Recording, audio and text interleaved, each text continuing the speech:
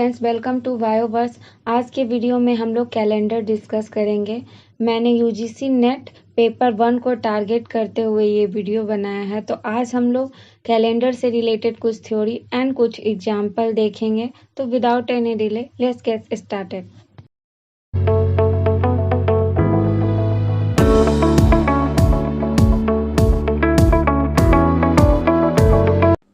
तो आज हम लोग डिस्कस कर रहे हैं कैलेंडर। तो कैलेंडर है क्या?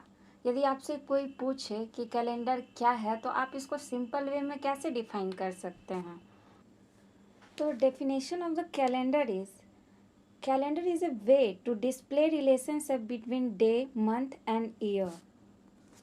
तो कैलेंडर के माध्यम से हम लोग जानते हैं कि आज कौन सा दिन है, कौन सा मंथ है, कौन सा ईयर चल रहा है। तो ये सब को डिस्प्ले करने के लिए, ये सब के बीच में जो रिलेशनशिप है उसको डिस्प्ले करने के लिए हम लोग कैलेंडर का यूज़ करते हैं। तो डिस्कस करेंगे आज के वीडियो में कैलेंडर से रिलेटेड फैक्ट, जिससे कि हम लोग प्रॉब्लम इजीली सॉल्व कर सके। तो डिस्कस करते हैं कुछ पॉइंट्स एंड फैक्ट्स। तो सबसे पहले डिस्कस करते हैं what is leap year. Leap year क्या है? तो क्या आप लोगों को पता है कि अर्थ सन के अराउंड जो रिवॉल्व करती है वो कितने दिन में अपना एक रिवॉल्यूशन पूरा करती है? तो ये पूरा करती है 365.2422 डेज में। Earth takes around 365.2422 days to revolve around the sun, and we consider in 1 year 365 days, 1 year, and that is ordinary year.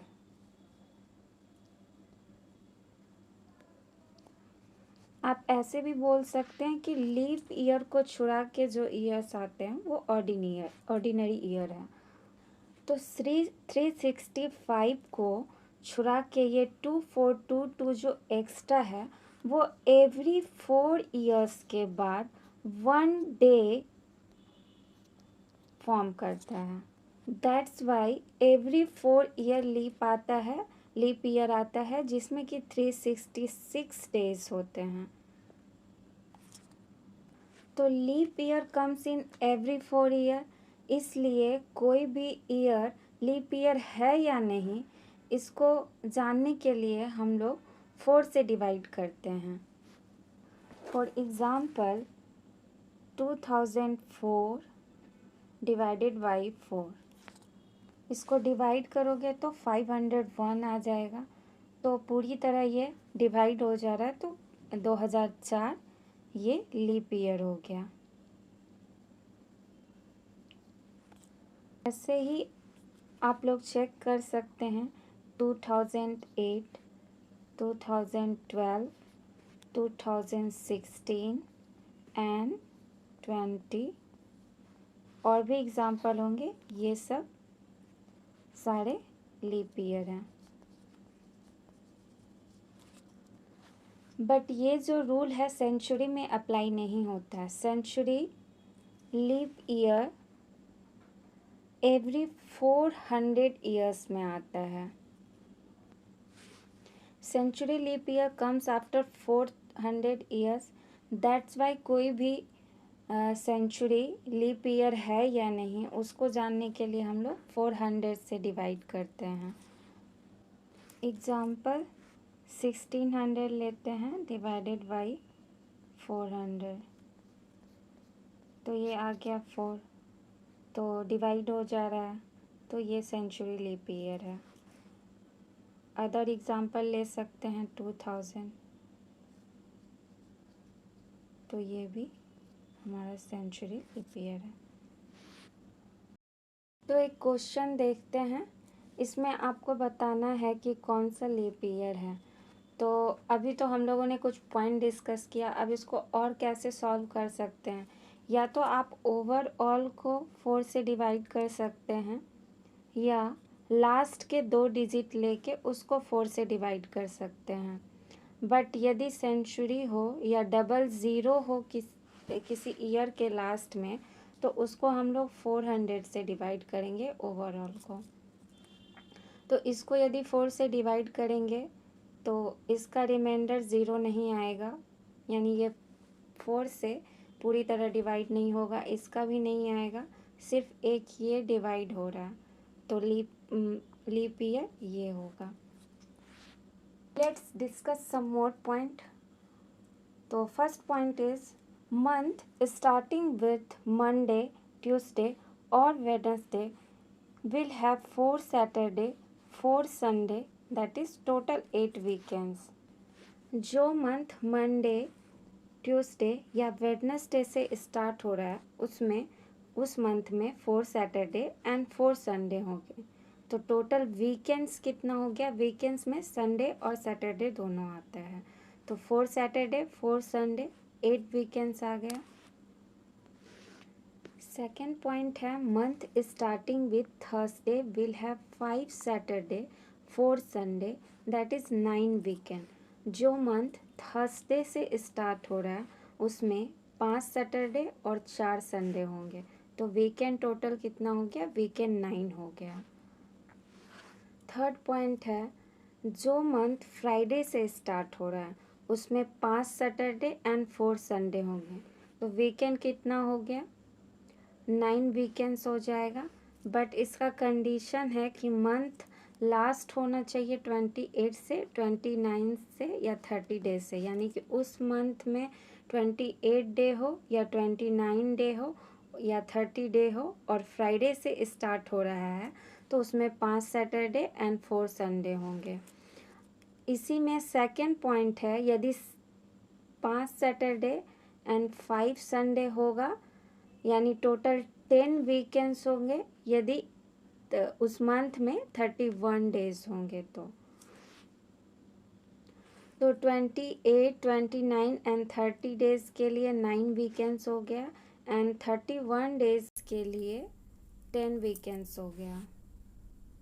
Fourth point है यदि किसी मंथ में 28 या 29 डेज हो और वो सैटरडे से स्टार्ट हो रहा हो तो उसमें 5 सैटरडे और 4 संडे होंगे, तो 9 वीकेंड्स आ जाएगा। और यदि उसमें 30 या 31 डेज हो उस मंथ में और सैटरडे से स्टार्ट हो रहा हो तो 5 सैटरडे एंड 5 संडे होंगे, टोटल 10 वीकेंड्स। फिफ्थ पॉइंट है यदि कोई मंथ संडे से स्टार्ट हो रहा है तो उसमें 4 सैटरडे एंड 5 संडे होंगे, टोटल 9 वीकेंड्स। इसमें कोई कंडीशन नहीं है। तो अब डिस्कस करते हैं cycle of day. Cycle of day क्या है? The 7th part of any week is called day. There are 7 days in a week: Monday, Tuesday, Wednesday, Thursday and Friday, Saturday and Sunday. A cycle of week is completed in 7 days। ये तो हम लोग बचपन से ही पढ़ते आ रहे हैं। तो ये 7 डे का जो साइकिल कंप्लीट होता है तो एक्स्ट्रा डे जो लेफ्ट आउट हो जाता है उसको हम लोग ऑड डे कहते हैं। एग्जाम्पल के थ्रू समझते हैं, जैसे 8 डे का कोई टाइम पीरियड दिया हुआ है तो 7 डेज में तो ये अपना फुल साइकिल कंप्लीट कर देगा, तो कंप्लीट कर लेगा तो 1 डे यहाँ पे लेफ्ट बचेगा, तो ये जो 1 डे हमारा बचा यही कहलाता है ऑड डे, या फिर इसको एसिमेट्रिकल डे भी कहते हैं, दोनों सेम ही है।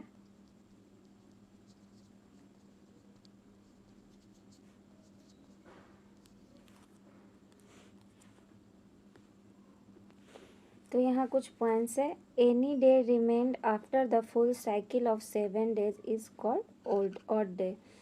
Therefore to find the odd day यदि फाइंड आउट करना है तो उसको हम लोग 7 से डिवाइड करते हैं। द क्वेश्चन और बार that is received in the division indicates towards the full circle of the days and remainder which indicates the number of odd day। इसको एग्जाम्पल के थ्रू समझते हैं। जैसे 14 डेज में ऑड डेज निकालते हैं, ऑड डे कितना होगा, तो ऑड डे निकालने के लिए 7 से डिवाइड करेंगे, तो ये 2 टाइम्स जाएगा, 2 टाइम्स जाएगा तो रिमाइंडर क्या होगा, रिमाइंडर 0 आएगा। तो इसमें नंबर ऑफ ऑड डे जो है वो 0 आ जाएगा। दूसरा एग्जाम्पल देखते हैं। 20 डेज में निकालते हैं कि नंबर ऑफ डेज कितना आएगा, तो इसको 7 से डिवाइड करेंगे तो ये 2 टाइम्स जाएगा, तो रिमाइंडर क्या आ जाएगा, रिमाइंडर 6 आएगा। तो इसमें नंबर ऑफ ऑड डे 6 होगा। 30 डे में निकालते हैं तो 7 से डिवाइड करेंगे तो 4 टाइम्स जाएगा 28, तो रिमाइंडर आएगा 2, तो ये हो गया 2 आपका ऑड डे। तो रिमाइंडर जो आएगा वही आपका ऑड डे होगा। एंड यहाँ पे आप एक पॉइंट नोट कर सकते हैं, the number of odd day can not be greater than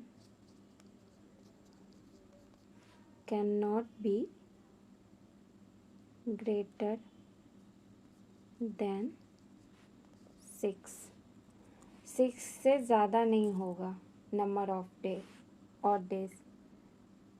तो मैं वीक के लिए कुछ कोड आपको देती हूँ जो आपको याद रखना है प्रॉब्लम सॉल्व करने के लिए इजी वे में।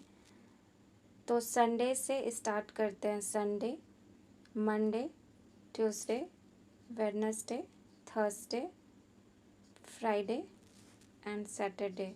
सिंपली लिख देना है संडे से एंड सैटरडे तक फिनिश कर देना है। अब 1 2 3 4 5 6 7 या फिर 0 सैटरडे के लिए भी यूज़ होता है, सैटरडे के लिए। तो इसको याद रखेंगे तो प्रॉब्लम ईज़िली सॉल्व हो जाएगा।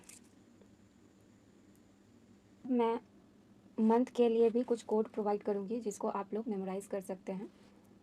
तो जैन से स्टार्ट करते हैं। जनवरी, फरवरी, मार्च, इसके लिए 733। जैन के लिए 3, फरवरी के लिए 3 एंड मार्च के लिए 3।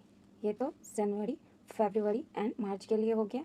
अप्रैल, मई एंड जून। अप्रैल के लिए 6 हो गया, मई के लिए 1 एंड जून के लिए 4। देन अब देखते हैं जुलाई, अगस्त एंड सितंबर के लिए 6 2 5। अब देखते हैं अक्टूबर, नवंबर एंड दिसंबर के लिए 7 3 5। इसको 2-3 बार आप लोग या 4-5 बार या प्रॉब्लम सॉल्व करते करते बोलोगे तो याद हो जाएगा। 733 614 625 735, 733 614 625 735। तो बार बार ऐसे बोलने से आपको याद हो जाएगा। जैन से स्टार्ट कीजिए एंड दिसंबर पे कंप्लीट कर दीजिए। तो ये आपका ऑर्डिनरी ईयर के लिए आया, ठीक। और यदि लीप ईयर के लिए कोड होगा तो सब सेम ही होगा, सिर्फ जैन के लिए आप यहाँ पे 6 और यूज़ करेंगे एंड फैब के लिए 2 यूज़ करेंगे। एक चार्ट और प्रोवाइड कर रही हूँ, जैसे सेंचुरी है तो इसको हम लोग वैसे प्रॉब्लम के थ्रू ज़्यादा अच्छे से समझेंगे, अभी बस मैं ऐसे बता दे रही हूँ। यदि 1600 है तो इसमें नो चेंज होगा। 1700 है तो इसमें +5 चेंज होगा। ये नंबर ऑफ ऑड डे है। 1800 है तो इसमें 3 का चेंज आएगा। 1900 है तो इसमें +1 का चेंज होगा। फिर वहीं से शुरू होगा। 2000 है तो नो चेंज एंड 2100 है तो +5 का एंड 2200 है तो +3 का चेंज होगा एंड 2300 है तो +1 का चेंज होगा। फिर 2400 आ जाएगा, फिर नो चेंज। तो इसको आप याद कर सकते हैं, जो प्रॉब्लम सॉल्व करने में बहुत हेल्प करेगा। तो जितने भी मेन पॉइंट्स थे वो मैंने डिस्कस कर दिया। अब हम लोग प्रॉब्लम सॉल्व करते हुए जाएंगे और जो भी कॉन्सेप्ट बचा रह गया है उसको प्रॉब्लम के थ्रू ही डिस्कस करेंगे तो ज़्यादा समझ में आएगा। तो कुछ क्वेश्चन डिस्कस करते हैं, चलिए। तो फर्स्ट क्वेश्चन है, What day of the week was 28 May 2007? 28 मई 2007 को कौन सा डे होगा? तो इसको कैसे कैलकुलेट करेंगे? तो प्रोसेस आप कॉपी में नोट भी कर सकते हैं। तो पहले हम लोग लेंगे डेट। डेट क्या है? 28, ठीक। उसके बाद मंथ देखेंगे, मंथ है मई। तो मई के लिए कोड क्या था? कोड वो प्रैक्टिस करने से आएगा। तो कोड मई के लिए 1 था, आप देख भी सकते हैं। देखिए मई के लिए यहाँ पे कोड 1 था, तो ले लिए मंथ का कोड 01। अब ईयर देखेंगे, ईयर में लास्ट 2 डिजिट लेंगे। तो ईयर का लास्ट 2 डिजिट लेंगे तो 07 है। अब 07 को 4 से डिवाइड करेंगे तो ये रिमाइंडर 3 आ जाएगा और ये 1। तो रिमाइंडर हम लोग यहाँ पे छोड़ देंगे। ये 01 जो आया क्वेश्चन उसको लेंगे। अब टोटल को हम लोग ऐड कर देंगे। तो ऐड करने के बाद 37 आ गया। अब 37 को 7 से डिवाइड करेंगे। 7 डेज में और नंबर ऑफ ऑड डेज निकालने के लिए 7 से डिवाइड करेंगे तो 5 टाइम्स जाएगा ये। रिमाइंडर यहाँ बचेगा आपका 2। तो 2 किसके लिए था? Number of odd day Monday के लिए था। तो 2 कोड आपका मंडे के लिए हो गया। ये तो मैं ट्रिक के थ्रू बता रही हूँ, यदि आप डिटेल्स चाहते हैं तो मैं डिटेल्स भी बता सकती हूँ। एक पॉइंट आप लोग और नोट कर सकते हैं, जनरली ये पूछता है सेंचुरी का लास्ट डे कौन नहीं हो सकता है। ये बहुत सारे एग्ज़ाम में आया भी है, तो इसको आप लोग नोट कर सकते हैं, बहुत ही इम्पोर्टेंट पॉइंट है। Last day of the century can not be Tuesday, Thursday and Saturday. इसको ऐसे भी याद कर सकते हैं, टीटीएस सेंचुरी का लास्ट डे नहीं हो सकता है। एक क्वेश्चन और डिस्कस करते हैं, इसके बाद हम लोग नेक्स्ट वीडियो में डिस्कस करेंगे। तो आज का लास्ट एग्जाम्पल डिस्कस करते हैं। तो क्वेश्चन है 16 मई 2020 को कौन सा डे आएगा? तो पहले हम लोग डेट लेंगे। डेट लिख लिए, 16 हो गया। मंथ कोड अभी मैंने बताया 01 मई के लिए होता है। एंड ईयर का लास्ट 2 डिजिट लेंगे 20। अब इसको 4 से डिवाइड करेंगे 20 को, तो रिमाइंडर क्या आ जाएगा? 5 टाइम्स जाएगा एंड रिमाइंडर आएगा यहाँ पे 0। तो यहाँ पे हमको रिमाइंडर नहीं, क्वेश्चन लेना है, 05 लिए। अब टोटल को हम लोग ऐड कर देंगे। तो ऐड करेंगे तो कितना आएगा? ऐड करेंगे तो ये आ जाएगा 42। अब इसको हम लोग 7 से डिवाइड करेंगे। तो 7 से डिवाइड करेंगे तो ये 6 टाइम्स जाएगा, रिमाइंडर 0 आ जाएगा। तो 0 कोड किसके लिए था? सैटरडे के लिए। तो 16 में 2020 को सैटरडे था। तो आज के लिए इतना ही। आगे आने वाले सेशन में और डिस्कस करेंगे। मैं प्रॉब्लम के थ्रू ही अब बताऊंगी। तो till then bye, take care.